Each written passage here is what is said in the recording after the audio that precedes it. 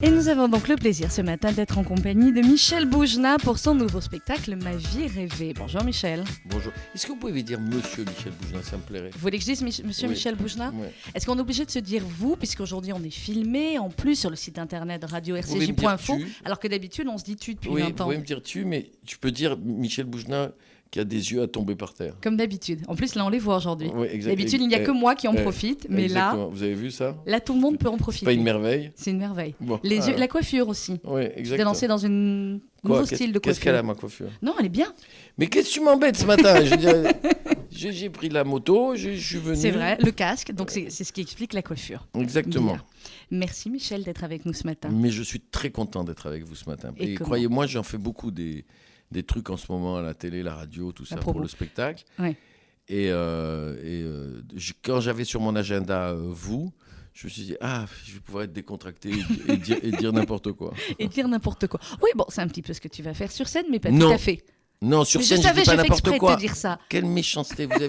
Là, regardez-moi bien. Elle est méchante, cette femme. Allez. C'est pas vrai. Me dis pas ça, sinon je vais pleurer depuis le temps. Donc, Ma vie rêvée, ce n'est pas n'importe quoi. C'est le nouveau spectacle Michel Boujna.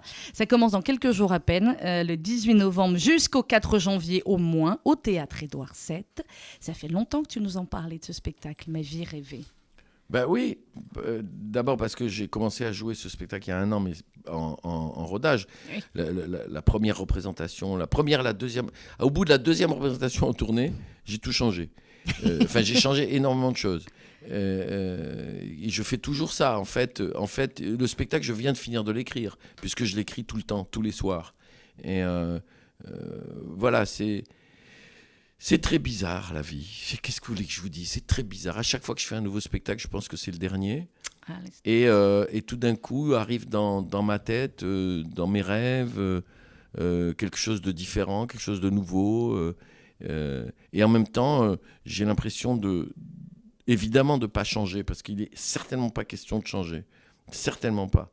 Donc, réinventer ma vie, ça m'a beaucoup amusé. Inventer des choses qui ne se sont jamais passées ou qui ne se passeront jamais, ça me plaît. Faire dire à des personnages, faire dire à 16 ans, un personnage de 16 ans, enfin moi à 16 ans, des choses que je pense aujourd'hui, ça me plaît. Voilà, tout est faux dans mon spectacle et pourtant tout est véritable. Donc, et comme d'habitude, à chaque fois que je parle de mes spectacles, c'est d'un chiant qu'on peut Non, pas pas du imaginer. tout. Mais Non, oui, le mais seul. je suis angoissé en ce moment parce que Je sais. je me dis, je vais à la radio, à la télé, on attend de moi que je sois drôle et tout ça. Et je Non, n'arrive moi, pas. j'attends même pas que tu sois drôle. Je sais, mais même moi, j'attends d'être drôle. Je suis complètement un peu ne sachant pas comment raconter mes spectacles. Mais chaque fois, c'est pareil, De quoi. toute façon, on va venir les voir. Mais c'est vrai Oui. que la différence, c'est que d'habitude, je les vois avant tes spectacles. Donc, moi Oui. aussi, je peux en dire du bien. Là, je vais en dire du bien d'office. Parce que C'est je sais que gentil. c'est très bien. C'est Mais gentil. effectivement, je n'ai pas vu puisque tu étais uniquement en région et qu'on va venir le voir à partir Mais j'avais la envie semaine de prochaine. réinventer. Tu vois, j'avais envie comme si moi-même, je croyais que ce que je raconte sur scène, c'est ma vraie vie. C'est-à-dire que quand je dis, par exemple, que quand j'étais petit, je parlais au soleil, le soleil me répondait. Que quand je suis arrivé en France, j'avais d'énormes problèmes d'adaptation. Parce qu'il n'y avait plus de soleil. Oui, parce qu'à 4h l'après-midi, je sortais dehors, il faisait nuit. Alors je sortais, je disais au soleil, mais sors. Il me fait, jamais je sors ici, moi. Mais sors, il fait pas beau. Comment tu veux qu'il fasse beau si tu sors pas? Il fait, non, ça, il dit, ça me plaît pas. Je vais aller voir Valls, je vais lui dire, j'ai pas de papier, va me renvoyer direct chez nous. De raconter que quand je suis arrivé... Ça, c'est vrai, par contre. Ouais. Et évidemment, dans le spectacle, il y a des choses vraies. Mais c'est les choses vraies qui paraissent pas vraies. C'est-à-dire que... C'est ça qui est très fort. Il va falloir trouver ce qui est vrai dans le spectacle ou non, Non, on c'est s'en pas fout. le but, on s'en fout. On s'en fout, mais c'est vrai que quand je suis arrivé en France, la première école où je suis arrivé, c'était une catastrophe. Une catastrophe, la plus mauvaise école de France. C'est-à-dire, c'est pas possible d'avoir perdu à ce point-là. Un matin, je me faisais traiter de sale juif, et le lendemain, de sale arabe. Ouais. Et oui, parce qu'à l'époque, ils faisaient pas la différence. Oui, Et je sais que ça... Tunisie, donc... Voilà. Ouais. Et bon, c'est vrai que ça a beaucoup changé, ça. Ouais. Maintenant, les gens commencent à faire la différence, et ça me fait peur, d'ailleurs. D'ailleurs, souvent, il y a des juifs, y compris des juifs d'Afrique du Nord, qui comprennent pas pourquoi je dis que je suis un juif arabe. Parce que la majorité des Arabes, ils sont musulmans. Mais il y a des juifs qui sont chrétiens. Et je dirais, les musulmans, les arabes chrétiens, je veux dire, pas les juifs chrétiens. Tu vas me les remélanger. Voilà, non, mais je t'ai suivi, t'as remarqué? Ça y est, j'ai tout remélangé. Il a bugué. Oui, il y a des arabes chrétiens. Il y a des arabes chrétiens, les coptes. Et notamment en ce moment, ils souffrent terriblement. On n'en parle pas assez d'ailleurs, on les défend pas assez. Donc c'est vrai que moi et d'autres, on est des juifs arabes. D'ailleurs, il y a des gens qui portent mon nom, qui sont musulmans. Oui. Bon. Donc, quand je suis arrivé en France et qu'il m'arrivait ça, je me battais quand on me traitait de sale juif, évidemment, et je me battais aussi quand on me traitait de sale arabe. Donc tu te battais tout le temps encore. Mais oui, et à l'époque, quand je rencontrais un enfant d'immigré qui s'appelait Mohamed ou Tarak, j'étais content. Et quand je rencontrais un Tunisien, en plus un Tunisien, dont le père était venu immigrer en France pour travailler, et qu'il était tunisien, j'étais super content. Je me sentais plus proche, à l'époque, des musulmans que des Français, dont je sentais beaucoup d'agressivité. On était en 63, et de rejet. Donc, ça a été une période très particulière de ma vie. Et je me rends compte aujourd'hui, d'ailleurs, à quel point les choses ont changé et à quel point c'est terrible. Hier soir, je ne voulais pas dormir comme toutes les nuits, et j'écrivais un peu sur un projet que je ferai peut-être jamais, comme d'habitude, parmi tous les projets que j'ai dans ma tête. Mais c'était 4 hommes, trois juifs tunisiens et un musulman tunisien qui mangent ensemble tout le temps, régulièrement, parce qu'ils sont amis d'enfance, parce qu'ils vivent à Paris et qu'ils ne se sont jamais quittés. Et on les appelle au téléphone et ils apprennent que leurs petits-enfants, ils sont dans une manifestation où il y a des musulmans et des juifs qui se tapent dessus. Ouais. Et ils vont dans cette manifestation pour sortir leurs petits-enfants de cette bagarre, les 4 vieux.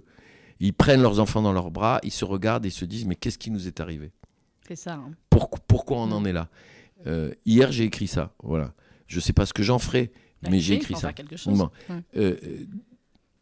Donc, ça me permet aussi de revenir en partie sur cette histoire, ce spectacle. Ouais. Mais c'est vrai sur que... Sur ton histoire, sur toute l'histoire. Ouais. Ben oui, mais par exemple, moi, je me pose beaucoup de questions, évidemment, sur la mort. Parce que mon père est parti à 3 ans et demi, parce que j'ai l'âge où on perd hélas, nos aînés.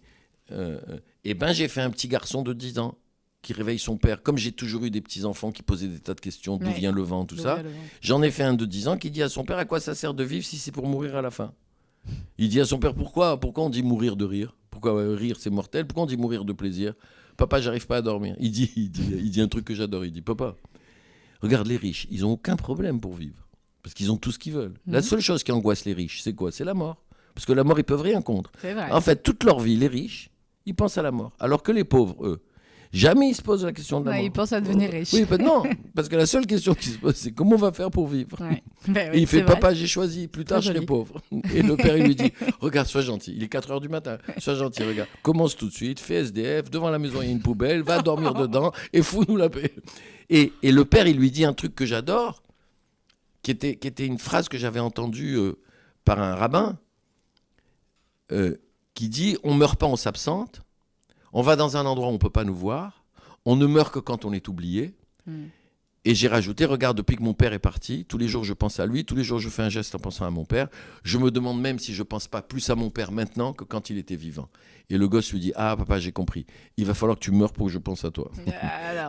Et écrire ça, c'est des choses que je ressens aujourd'hui, que je ne ressentais pas quand j'avais 10 ans. Mais de le mettre dans la bouche d'un enfant de 10 ans, ça prend de la force. Imaginez que ma mère, elle n'a jamais été inquiète. Non, c'est pas possible. Oui, mais j'imagine un matin, je me réveille, je me dis, si jamais elle n'avait pas été inquiète, qu'est-ce qu'elle dirait, ma mère ? Et comment tu aurais été ? Et comment j'aurais été ? Eh bien, cette femme, Simone Boutboul, que j'aime tant, qui est dans tous mes spectacles, Simone. Elle dit, mais j'ai jamais été inquiète. Elle dit, mais si j'avais dit ça à mon fils, tu as envie de partir en week-end ? Pas en week-end, je m'en fous. Eh bien, qu'est-ce qu'ils auraient dit, les autres ? Ils auraient dit, regarde cette femme, quelle honte, elle n'est pas inquiète pour ses enfants. C'est une mauvaise mère. Elle dit, mais mon rêve, c'était ça. Mon rêve, c'était... Moi, j'aurais voulu ne pas... C'est comme la nourriture. Tu peux rien. Un enfant, 0% de matière grasse. Chez nous, ça n'existe pas.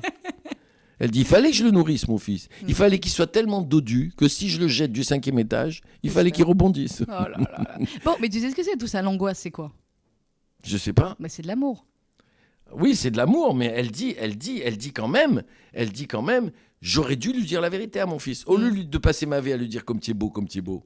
Parce que quand il a rencontré une fille, qu'est-ce qu'elle lui a dit? Elle lui a dit comme tu es beau, elle lui a dit comme tu es gros. et j'aurais dû lui dire la vérité à mon fils. Je t'aime, tu es mon fils, moi je te trouve beau, mais la vérité, c'est que tu n'es pas terrible. C'est un peu gros. La vérité, c'est que tu n'es pas terrible. Regarde, tu vois, ça c'est Brad Pitt. Brad Pitt, Ouais. ça c'est beau. Tu vois, bon, ça c'est toi. Tu vois la différence? Aujourd'hui, ah non, t'es plus beau que Brad Pitt. Oh, T'as vu la dernière coupe de cheveux de Brad Pitt? C'est gentil, mademoiselle. Donc, c'est vrai que ce spectacle me permet d'imaginer cette femme qui, tout d'un coup, avoue au public qu'elle n'a jamais été inquiète. Et en même temps, elle pourrait demander des royalties à toutes les mères juives et pas juives. Et d'ailleurs. même les mères non juives. Oui. Et même les pères. Oui, Toi, absolument. t'es une mère On peut- juive. On peut demander des royalties aux psychanalystes. Oui. Parce que sans nous, les psychanalystes sont au chômage. C'est clair. Et c'est... Donc, imaginez tout ça, ça me plaît. Comme je dis à la fin que tout ce que je dis est faux, quand je dis que c'est ma vie rêvée, je peux dire des choses vraies dedans, elle est cachée. Par exemple, quand je parle des seins des femmes, Oui, vas-y. de ma passion pour les seins des femmes, c'est très important. Si tu le Non, dis. je m'excuse, mais c'est très important. Non, mais vas-y, tu n'en avais jamais parlé ici. Je cherchais le sujet que tu n'avais jamais évoqué ici. Ça y est, on l'a trouvé. C'est Ouais, bien. depuis l'âge de 12 ans, 12 ans. ouais, Ouais. même 8. Même Je me demande même à ma naissance, à mon avis. Ça a commencé à ma naissance.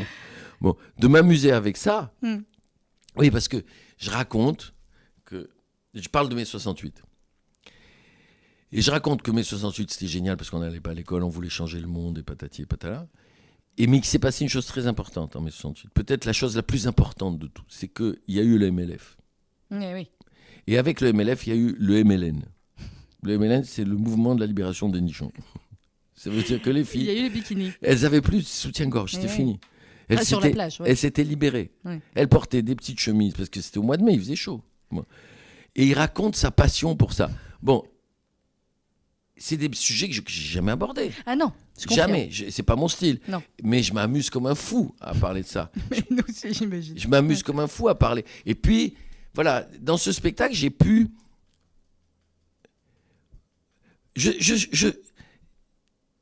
Peut-être dans 3 ans, je pourrais expliquer pourquoi j'ai écrit ce spectacle. Tout ce que je sais, c'est que...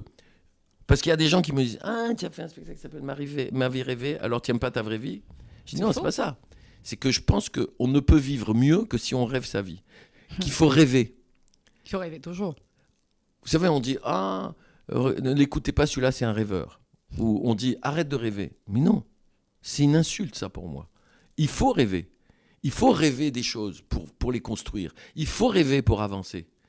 Il faut... Regarde, toi, tu n'avais pas rêvé d'avoir Drucker et Patrick Bruel comme parrain de la Tzedaka. Si. Eh ben, Et tu il le les as sait. eus, tu vois. Mais c'est parce que tu en as rêvé. C'est vrai. Et ce que nous a dit Bruel aussi pour cette soirée. Et tu feras. Et évidemment, tu vas en faire partie. On va raconter. Il a dit si vous avez des rêves, dites-les moi. Alors on lui a dit tous nos rêves d'autres artistes qu'on ne pouvait pas avoir. Et voilà, peut-être qu'il va essayer de les réaliser. Mais évidemment que c'est donc faut rêver. Faut avancer avec ses rêves. C'est pour ça que j'ai fait ce spectacle aussi. Pour remettre au premier plan le rêve. Pour dire que y a plein de choses qu'on peut faire parce qu'on les rêve. Et je pense que si on rêve sa vie très fort, la vie qu'on rêve, à la fin, eh ben on la vit. Bon, parfois ça peut devenir un cauchemar. On réussit pas à tous les coups. Mais le jeu envoie la chandelle. T'avais rêvé, toi, d'être Michel Boujna, ou en tout cas d'être comédien, d'être... Je dis jamais humoriste concernant, parce que c'est pas vrai. J'ai pas rêvé d'être acteur, non, ni d'être artiste, Bon, j'ai toujours écrit, depuis l'âge de 13-14 ans, j'écris. Mais comme je voulais être médecin, et puis après, je suis tombé malade. Ça veut dire que j'ai attrapé un virus qui s'appelle ce métier. Ouais.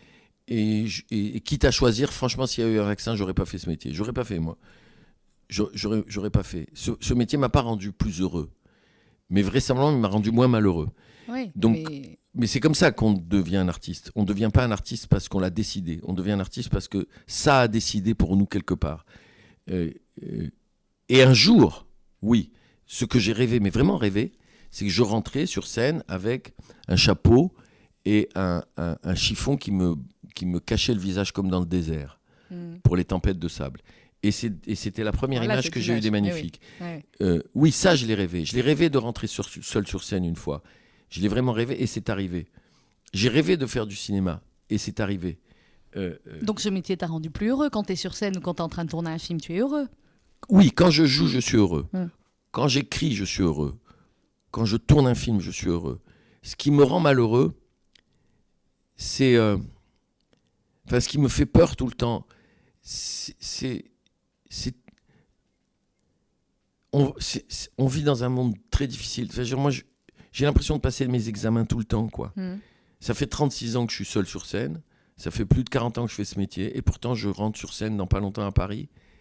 Et vous pouvez pas savoir, je dors pas, je mange pas, j'ai peur, je meurs de trouille en me disant, est-ce que j'ai encore du talent ? Est-ce que j'ai écrit ce que j'ai écrit là ? Est-ce que c'est bien ? Est-ce que les gens vont être contents ? Est-ce qu'ils vont venir ?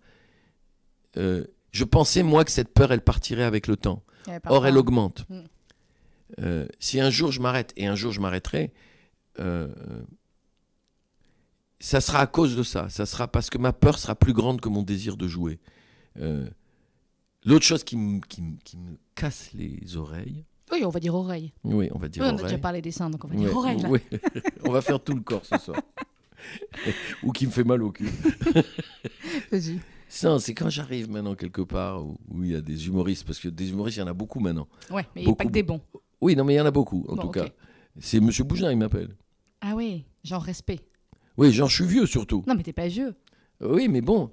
Donc, voilà, c'est pour ça que c'est à chaque fois. Et en même temps, ce spectacle, je l'ai écrit à une vitesse incroyable, avec une évidence incroyable, un bonheur incroyable. Mais t'as mis du temps aussi avant de le présenter à Paris. 1 an de rodage, même si tu jouais pas tous les jours en province, c'est pas rien non plus. Mais c'est pas ça, c'est aussi parce que je décide de faire ce spectacle en avril 2013, et que en avril 2013, tous les théâtres y sont pris.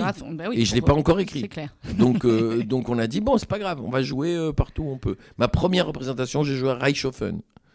Reichshofen, c'est quasi en Allemagne. C'est en Alsace. Oui, c'est en Alsace, c'est à 10 mètres de l'Allemagne. Oui, c'est là-bas où ils comprennent hyper bien ton humour, quoi, en fait. Exactement, et ça a marché. Donc quand j'ai joué à Reichshofen, j'étais rassuré. Ça marche à Reichshofen. Donc allez avant toutes les premières de ces spectacles, il les fera là-bas. Si vous nous écoutez, Reichshofen. Mais merci aux habitants de Reichshofen. C'est sûr que aller jouer loin, ça m'aide aussi à me rassurer. Putain, j'en ai marre d'avoir peur. Attends, déjà encore une question psychanalytique. Qu'est-ce qui te fait peur finalement à Paris ? C'est quoi ? C'est le public, de décevoir les gens qui t'aiment, parce que ceux qui viennent te voir, c'est parce qu'ils t'aiment, on est d'accord. Oui, c'est de décevoir la presse, qui de toutes les façons, voilà, est toujours généralement tendre dans ton sujet. Voilà, j'ai envie de dire, il n'y aura pas de révolution. Mais bon, c'est comme ça. Voilà. C'est comme ça. C'est honnête de dire ça. C'est honnête de dire que j'ai peur. Il y a des artistes qui disent, moi je m'en fous. Non, c'est pas vrai. On s'en fout jamais. J'ai peur, bien sûr que j'ai peur. Je joue dans un des plus beaux théâtres de Paris. Ah oui, on va en parler. Beaucoup de gens m'attendent. Mais oui, théâtre Édouard VII. T'as déjà joué là-bas ? Non, jamais. Mais oui, c'est la première fois. Jamais. C'est juste derrière l'Olympia, c'est ça qui est drôle. Mais oui, c'est un magnifique théâtre. Puis c'est de bonne heure, c'est bien, c'est à 19h. Oui, j'ai fait exprès. Mais c'est bien. Comme ça, on peut aller manger après. Oui, on peut aller manger. Ensemble. Les gens peuvent rentrer. Les nounous sont pas obligés d'attendre jusqu'à 1h30 du matin pour ceux qui ont des enfants. Oui, je vous rappelle. Toi, tu peux rester un peu avec tes gosses aussi en rentrant. Moi, je rentre à la maison, je peux voir mes enfants. Je veux dire, non, mais je vous rappelle aussi que quand j'ai commencé, le spectateur qui avait 15 ans et qui venait me voir aujourd'hui, il est prêt quasi à la retraite. Non. Bien sûr. Oui, mais enfin, il y a les autres. Il n'y a pas seulement ceux qui suivent depuis le début. Non, je sais bien. Nous sommes un petit peu plus jeunes. Oui, et encore plus jeunes. Voilà. Non, je sais que j'ai des jeunes qui viennent me voir. Heureusement, je l'ai vérifié. Mais ça me fait drôle, quoi, ça aussi. Tout ça me fait drôle.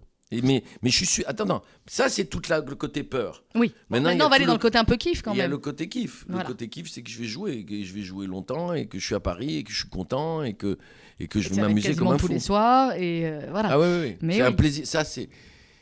Pourquoi je fais pas l'Olympia ? La dernière fois, j'ai fait l'Olympia 2 semaines. Pourquoi je fais pas l'Olympia ? Parce que c'est 2 semaines. Ben oui. Et au bout de 2 semaines, c'est fini. Ah non. On te dit rentre chez toi, c'est terminé. Tu rentres chez toi, maintenant tu as joué, tu rentres chez toi. Moi, je veux pas. Moi, je veux pas, donc il va rester 2 mois et demi. Au moins, théâtre Édouard VII. Je vois sur l'affiche Ma vie rêvée. Sublime, affiche, il faut bien le dire. Merci. Collaboration artistique, Corinne Atlas, Paul Boujna, Janine Boujna. Il n'y a que des Boujna. Non, il y a Corinne Atlas quand même. Oui, c'est vrai. Et c'est pas une Boujna ? Non, c'est pas une Boujna. Corinne, on s'est connus au lycée, on travaille ensemble depuis très longtemps. Ils t'ont aidé pour la mise en scène, pour l'œil extérieur. Voilà, il m'aide à... En fait, il rit pas. Voilà. Paul, il rit pas ? Je l'embrasse, Paul, parce que je sais qu'il écoute souvent l'émission. Non, mais Paul, non, Paul, il est très super dur. Ah ouais. Et ma mère, c'est parce qu'elle a 90 ans cette année. Et au fond, comme ça a Janine, été. c'est ta maman. Ouais. Je me demandais, j'avais Non, pas c'est le ma prénom. mère. Je me demandais qui c'était dans Ma la mère. famille. Elle a 90 ans aujourd'hui, Jusqu'à 120 cette ans. année. Je me suis tellement inspiré des mères et de ma mère d'une manière générale, même si je l'ai transformé, sublimé, romantisé, tout ce que tu veux. C'était une manière de lui rendre hommage. Voilà. Ah, c'est magnifique, je trouve ça adorable. Tu vois, je savais pas le prénom de ta maman. Je me suis dit, tiens, C'est dans la Janine. famille, il me manquait un. Voilà. À Tunis, on C'était disait génial. Jnaïna. C'est Jnaïna. Ouais. Bon, alors Jnaïna, elle a vu évidemment le spectacle. Oui, bien sûr, elle était à la 3e représentation. Elle a toujours été fan de toi, ta mère, ou elle a été capable sur certains spectacles de te dire ça, c'est moins bien, mon fils, ou ça, Ah c'est non, moins elle, drôle, elle, ou- elle m'engueule tout le temps. Ah, d'accord. Hier, j'étais à la télé à C'est à vous, elle m'a fait Ouais, je t'ai Michel. vu. Elle m'a fait Michel, on a l'impression que tu avais sommeil. Arrête. Bah peut-être t'avais sommeil. Ouais, oui, j'avais sommeil. Mais des fois, il y a des explications très logiques. Mais elle m'engueule, elle me surveille. Ouais. Mais elle a raison. Parfois, c'est- je lui dis pas quand je vais à la télé. Ah, Non, t'as peur qu'elle voit qu'elle oui, parce que de toute sommeil. façon, elle m'engueule. Comment t'étais habillé? Tu as Ouais. vu ça? Tu peux faire un effort? Tu as vu Non, comment tu t'étais étais bien coiffé? hier. Ouais. Bon, coiffé, apparemment, c'est récurrent. Oui. Mais habillé, c'était bien. Théâtre Édouard VII, Ma vie rêvée, Michel Boujna. Ça commence le 18 novembre jusqu'au 4 janvier à 19h. Un mot, Michel, parce que tu as commencé à l'évoquer tout à l'heure sur cette campagne de la Tzedaka qui démarre dans quelques jours avec cette grande soirée le 1er décembre au Palais des Congrès. Michel Drucker, Patrick Bruel, parrain 2014. Tu l'as dit, c'est vrai, on en a rêvé. Mais ce rêve est devenu possible grâce à vous tous, anciens parrains. Et ça, on l'oubliera jamais. Parce que c'est, j'ai envie de dire, chacun d'entre vous qui avait apporté votre petite, et même grande pierre et qui avait contribué à ce que cette campagne soit connue un petit peu partout. Toi qui as été avec nous depuis 20 ans, 21 ans que cette campagne existe, qu'est-ce qu'elle t'a appris peut-être cette campagne sur la communauté, sur sa générosité, sur ses besoins aussi? Elle m'a appris 2 choses. D'abord, qu'il y avait d'énormes besoins. Ensuite, elle m'a conforté dans l'idée incroyable qu'on est un peuple incroyable. On est capable de s'entraider. On a de l'empathie. Mhm. Et ça, c'est incroyable. Et ça, c'est à la fois notre culture, notre éducation, nos racines. Elle m'a appris aussi à voir que la communauté n'aidait pas que des gens de la communauté. Et dans toutes ces actions que mène le Fonds social, et grâce à l'argent de la Tzedaka, on aide aussi plein d'autres gens. Et c'est très important parce que c'est montrer que, c'est le grand mot en ce moment, le vivre ensemble, est possible. Et souvent d'ailleurs, on se rend compte que vivre tous ensemble, c'est possible quand on a affaire à des gens qui souffrent, qui sont différents, qui soient juifs, musulmans, catholiques, et qui partagent une souffrance. Et dès qu'on les aide, ils n'ont plus de problème entre eux. Mais oui. Ils partagent le quotidien. Au contraire, ils s'entraident eux aussi. Ça, j'ai appris. J'ai appris aussi que... Et c'est intéressant, le fait que Patrick et Michel soient parrains cette année. J'ai appris aussi que tu peux essayer de ne pas être dans ta communauté, mais tu y reviens toujours. Tu y reviens toujours, tu ne peux pas y échapper. Et ce n'est pas un piège, c'est un bonheur. C'est un bonheur parce que finalement, c'est bon d'avoir une famille. C'est bon d'avoir un peuple. Ce n'est pas le meilleur des peuples. Ce n'est pas un peuple supérieur à un autre, mais c'est le mien. Et ça fait du bien. Ça fait, d'ailleurs, ces derniers temps, avec tout ce qui se passe, et avec tout ce qui s'est passé dans ce pays, et hélas, tout ce qui va se passer, quand j'ai été parrain là, de la soirée de l'Alliance israélite il n'y a pas longtemps, ou quand j'étais à Lyon avec les étudiants juifs de France, j'avais un sentiment de bonheur que de me retrouver entre nous. Moi, je ne reste pas entre nous. Je ne suis pas communautariste. Il n'y a pas plus... ouais. Ouais. Mais ça me fait du bien. Ça me fait du bien d'être avec mon peuple. Parce que je me sens décontracté. J'ai moins peur. Et j'ai ce besoin aujourd'hui qu'on soit ensemble. Pas repliés sur nous. Non. La question n'est pas là, parce qu'il y a plein de gens qui confondent, quand je dis ça, que genre j'ai envie de... Non, mais ça fait du bien juste de manger à la maison. Voilà. Ça fait du bien. On aime bien aller manger au restaurant, on aime bien manger à la maison aussi. Exactement. On aime bien aller manger chez les autres. Ouais. Moi, j'adore ça. Mais j'aime bien aussi quand on se retrouve tous ensemble et qu'il y a cette espèce de regard fraternel ou chaleureux. Même si on sait que quand il y a 3 juifs, il y a 9 partis. Oui. Que quand oui. Tu connais. C'est le type. Il y a 4 radios et 9 parties. Voilà, le naufragé qui a fait 2 synagogues, là, celle où il va et celle où il va pas. Oui. Bon, ben c'est très très juif. Mais on l'oublie ça. Parce que les autres qui nous regardent, ils oublient qu'on n'est presque pas d'accord sur rien.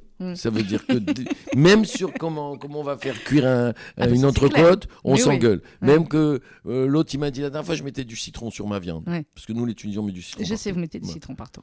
C'est bon le citron. Il m'a dit, mais comment tu peux mettre du citron sur la viande? Je lui ai dit, mais qu'est-ce que tu connais, toi, la gastronomie? Va manger chez ta mère et fous-moi la paix. C'est pas de la gastronomie en même temps, le citron sur la viande, excuse-moi. Comment c'est pas de la gastronomie? Voilà, et c'est maintenant que l'émission s'arrête et que je rentre chez moi. Non, on a encore 5-6 minutes. Non, je vais me lever, je vais la frapper, je vais l'étrangler et puis je vais partir. Il faut pas en ce moment. Il y a meilleur que ça. Il y a meilleur que quand tu prends une entrecôte, tu mets du citron, de l'huile d'olive, un peu d'harissa et tu fais un kiff. Ok, j'ai jamais essayé le citron. T'as jamais essayé? Non. Mais tu vas m'inviter, on va aller manger. Qu'est-ce que tu as vécu jusqu'à maintenant? Tu n'as rien vécu. Si, mais pas avec du citron. Non, tu n'as rien vécu. Je te promets, regarde, on va venir à 19h. Que c'est comme si tu n'avais pas eu de vie jusqu'à maintenant. C'est peut-être ma vie rêvée. Regarde, on va venir à 19h au Théâtre Édouard VII. Et comme il ne sera pas trop tard, après, tu m'emmèneras manger une entrecôte avec du citron. Il y a des restaurants.